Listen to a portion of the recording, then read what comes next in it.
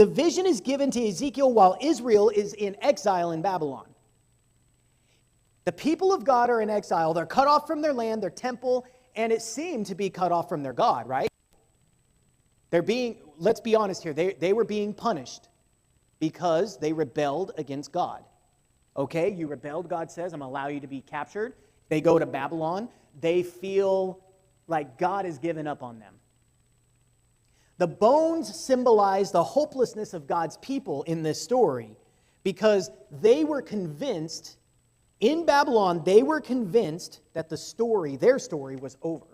Yes, you had the faithful. We know we only had a handful of faithful, right? Daniel and his friends. Yes, there were the faithful that the Bible records, and we had some prophets and stuff like that. But in this story, God is telling Ezekiel, my people are dry.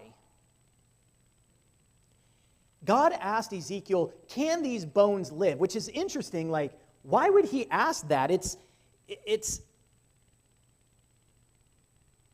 a weird question. It's a testing question. He wants to see where Ezekiel is. And Ezekiel, with wisdom and humility, he responds, "O Lord, you know." Why did he respond with, "O Lord, you know"? He could have just been like, yeah, they can live again.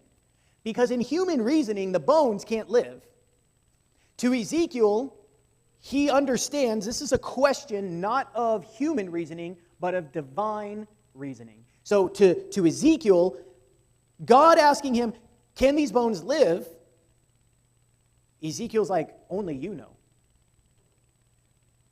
And so can the people of God, the deeper question here is, can the people of God come back to life? Can the people of God come back to life? God calls Ezekiel to prophesy over the bones. Remember, he said, speak the word, right? He says, speak the word, and then he tells him what to say. And Ezekiel says, I said exactly what God said.